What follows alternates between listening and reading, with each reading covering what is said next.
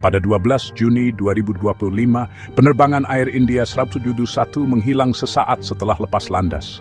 260 nyawa melayang. Dan dalam kobaran api yang terjadi, identitas pun terhapus. Ini adalah kisah bagaimana sains mengembalikan nama-nama tersebut. Selamat datang di Lembah Waktu episode ini, sains yang memberikan kepastian bagi keluarga yang berduka, dan orang-orang yang tak pernah berhenti mencari jawaban.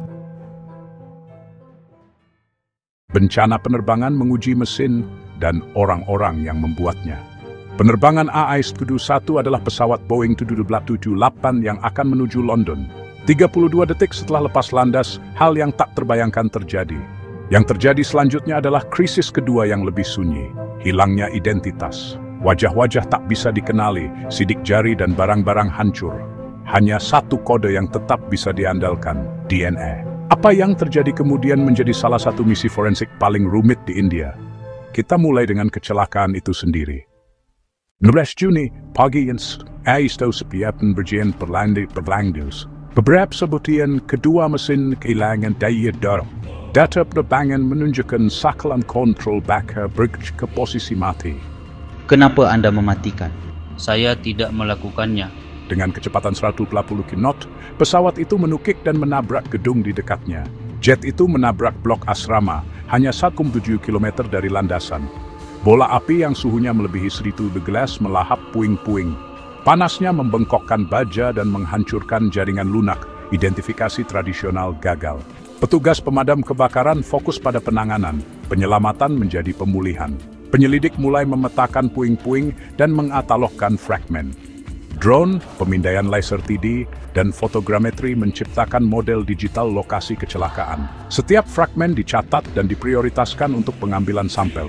Sisa-sisa hangus dan bercampur, identifikasi visual tidak mungkin. Rantai pengawasan dimulai di sini. Setiap bagian adalah potensi identitas. FDR dan CVR selamat dan memberikan garis waktu yang penting. Tim teknisi dan kemanusiaan bekerja berdampingan. Saksi mata setempat menggambarkan asap, penurunan, dan so on tiba-tiba. Keluarga-keluarga berkumpul di pusat bantuan bandara, sangat ingin mendapatkan jawaban. Mereka hidup dalam kehilangan yang ambigu, kesedihan yang terperangkap antara harapan dan kepastian. Tanpa nama yang terkonfirmasi, upacara pemakaman dan penutupan tertunda.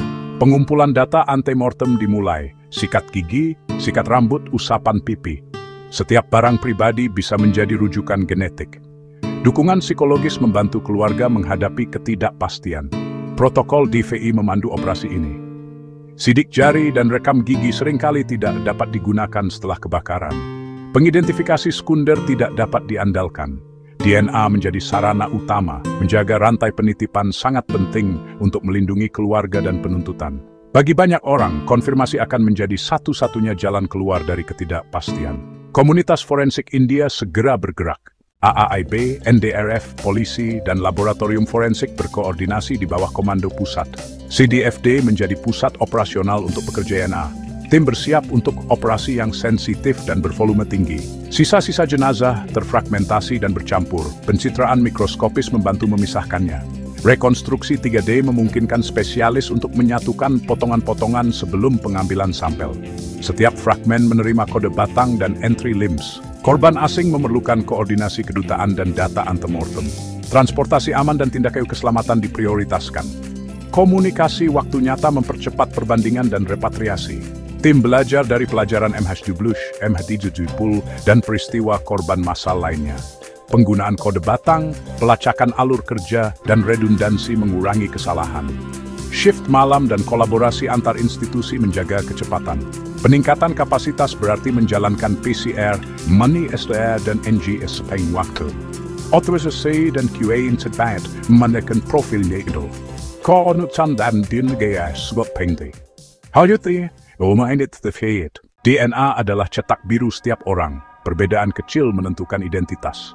Pengulangan tandem pendek atau STR bertindak seperti kode batang genetik. Profil STR menciptakan pola dengan probabilitas kecocokan jauh di bawah 1 dalam 1 triliun. DNA mitokondria lebih tahan panas karena banyak salinan per sel. mtDNA menghubungkan korban dengan kerabat dari garis ibu ketika DNA inti terdegradasi. YSTR berguna untuk koneksi garis keturunan laki-laki. Ketika DNA terdegradasi, mini STR menargetkan fragmen yang lebih kecil. NGS mengurutkan banyak lokus secara bersamaan, mengatasi sampel campuran atau berkualitas rendah. Perangkat lunak khusus dan alat bantu AI membantu membandingkan profil dengan referensi keluarga. Panggilan otomatis selalu ditinjau secara manual untuk mencegah kesalahan. Keluarga memberikan persetujuan berdasarkan informasi. Data hanya digunakan untuk identifikasi. Panel peninjau independen memvalidasi kecocokan sebelum dirilis. Bersama-sama, metode ini memungkinkan identifikasi bahkan dalam kerusakan terburuk. Pertama, ekstrak DNA dari sisa-sisa atau barang pribadi. Kedua, buat profil dan bandingkan dengan referensi keluarga. Ketiga, validasi kecocokan dan beritaan keluarga dengan hati-hati. Presisi di setiap tahap melindungi identitas dan kepercayaan. Selanjutnya, melihat lebih dekat alur kerja laboratorium. Langkah 1, kumpulkan dan katalogkan sampel, masukkan kode batang ke dalam LIMS. Sampel antemortem dari kerabat dikumpulkan, gigi, sikat, usap. Pelacakan digital mencegah kesalahan penugasan. Langkah 2, tulang dibersihkan, dihancurkan, dan DNA diekstraksi. qPCR mengukur kualitas dan titas untuk memilih metode yang tepat. Amplifikasi dimulai dengan PCR. Analisis STR standar menghasilkan elektroferogram untuk perbandingan. NGS membantu jika sampel terfragmentasi atau tercampur. Perangkat lunak khusus menyelesaikan campuran yang kompleks. Analis memverifikasi hasilnya. Profil bandingkan dengan referensi keluarga, statistik kecocokan dihasilkan. Dewan ahli meninjau dan menyetujui identifikasi. Pemberitahuan kepada keluarga ditangani oleh konselor terlatih.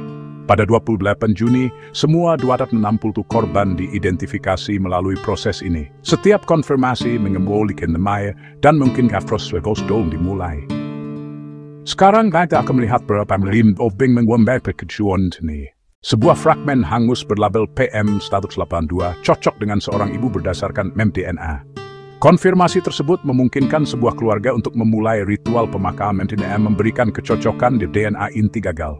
STR dan YSTR mengkonfirmasi garis keturunan ayah untuk dua bersaudara. Proses validasi memastikan pemberitahuan yang akurat dan penuh hormat. Hasil STR dan YSTR yang selaras memberikan keyakinan tinggi. Perangkat lunak canggih mengurai campuran DNA dari fragmen yang bercampur. Setiap profil yang terpisah diterjemahkan menjadi sebuah nama. Konseling menyertai setiap pemberitahuan. Dari kehilangan yang tidak jelas menjadi duka, identifikasi mengembalikan martabat. Sains, logistik, dan kasih sayang bergabung untuk memberikan penutupan. Operasi ini juga meninggalkan pelajaran untuk masa depan. Integrasi teknologi dan kasih sayang menjadi hal yang utama. Kerjasama internasional menyederhanakan operasi besar-besaran. Mini STR, mtDNA, YSTR, dan NGS menetapkan standar baru. Persetujuan, privasi, dan rantai hak asuh melindungi keluarga. AI dan alat alur kerja meningkatkan kecepatan dan mengurangi kesalahan. Forensik DNA dimulai dengan penemuan Alec Jeffries pada tahun 1984. Kapasitas forensik India berkembang melalui kasus-kasus besar dan investasi. Standar Interpol dan protokol DVI membentuk respons AI-171. Berinvestasi dalam otomatisasi dan pelatihan mengurangi waktu penyelesaian di masa depan. Kebijakan dan privasi harus sejalan dengan teknologi. Ketika sistem dan manusia bekerja sama, martabat dapat dipulihkan setelah bencana. Kisah kita berlanjut, baik dalam penyelidikan maupun dalam kehidupan yang tersentuh. Penyelidikan AI-171 berlanjut, tapi 260 nama berhasil dipulihkan oleh ilmu forensik. Operasi ini menunjukkan apa yang mungkin terjadi ketika sains, koordinasi, dan kasih sayang menyatu. Jika cerita ini menyentuh Anda, berlanggananlah ke Infinite Archive. Sumber penyelidikan resmi, laporan forensik, protokol DVI internasional.